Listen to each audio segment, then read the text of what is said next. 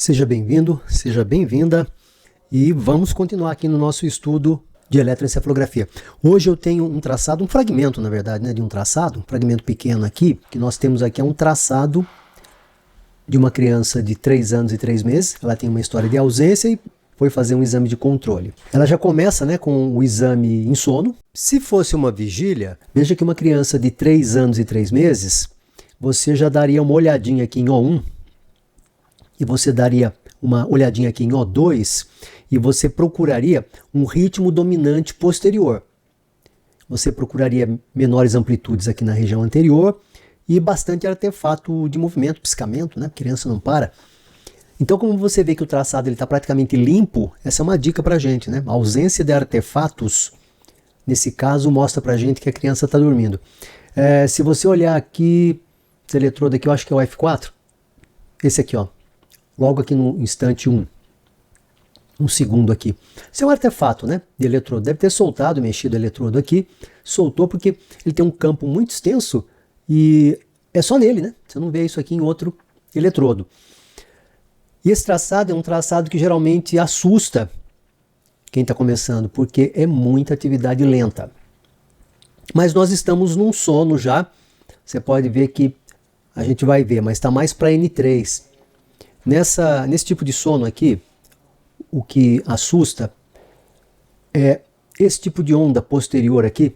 Se você olhar aqui em O2, em O1, deixa eu mostrar uma mais bonita aqui.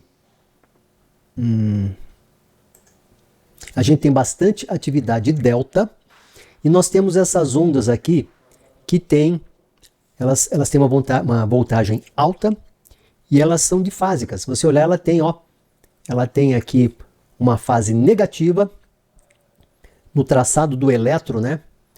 Mas por convenção, ela tem o negativo é para cima. Então ela tem uma fase negativa e uma fase positiva. Esses eletrodos aqui são os da linha média. Dá para ver bem esse tipo de onda aqui, né?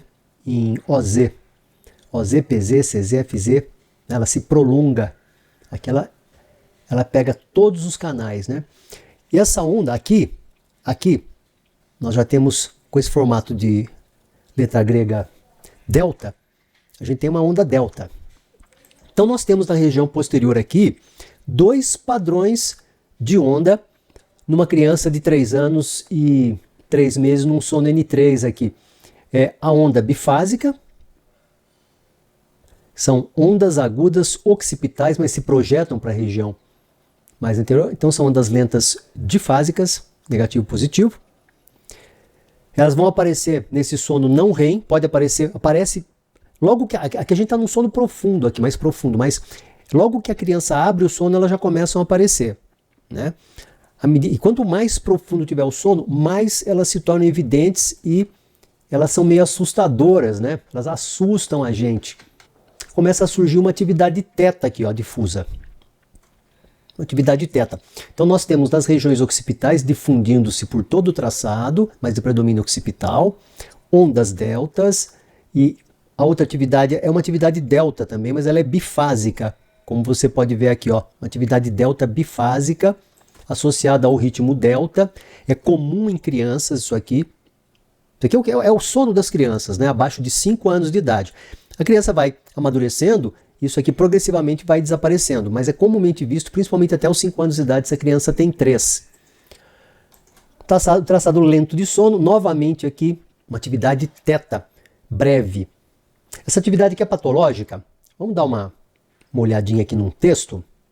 Deixa eu ver aqui. Olha aqui, um trabalho recente, 2018.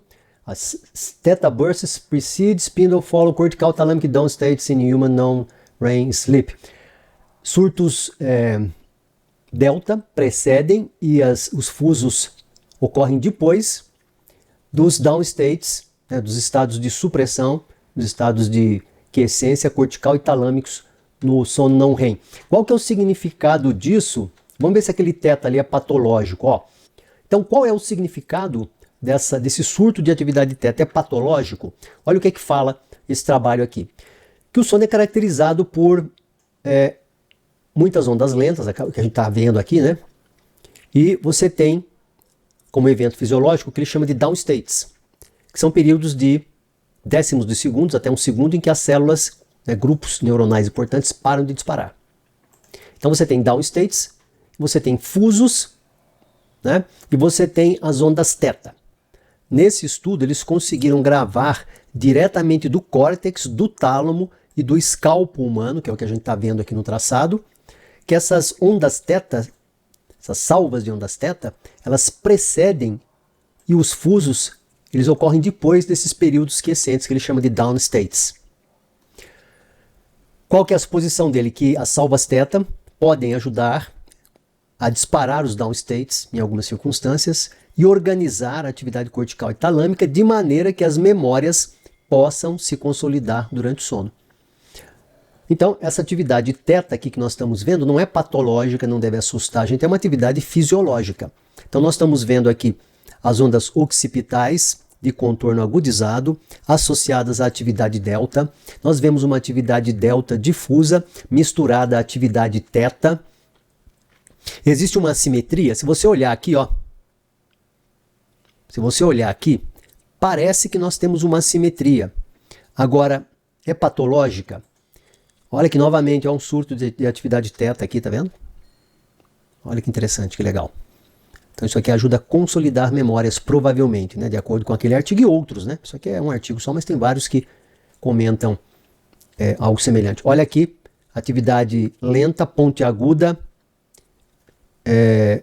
ou seja, ela tem uma fase negativa e uma fase positiva, associada com os deltas, que tem só a fase negativa, nas regiões posteriores. Mas como eu falava, parece que tem uma assimetria, mas às vezes some a simetria, né? Então o delta, ele pode ser assimétrico? Ele é patológico? Nesse caso aqui ele é patológico? Nós estamos vendo aqui também umas ondinhas, tá? Mas isso aqui, se você prestar atenção, você vai ver que é o eletrocardiograma lá em cima, tá? Associado aqui com um artefato de eletrodo. Tá? Não é patológico, né? É isolado em um eletrodo apenas. Vamos dar uma olhada em outro artigo?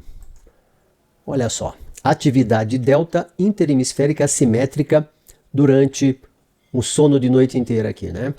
O que é que ele conclui aqui? O delta na região frontal e central durante um traçado de noite inteira é significantemente maior que a esquerda.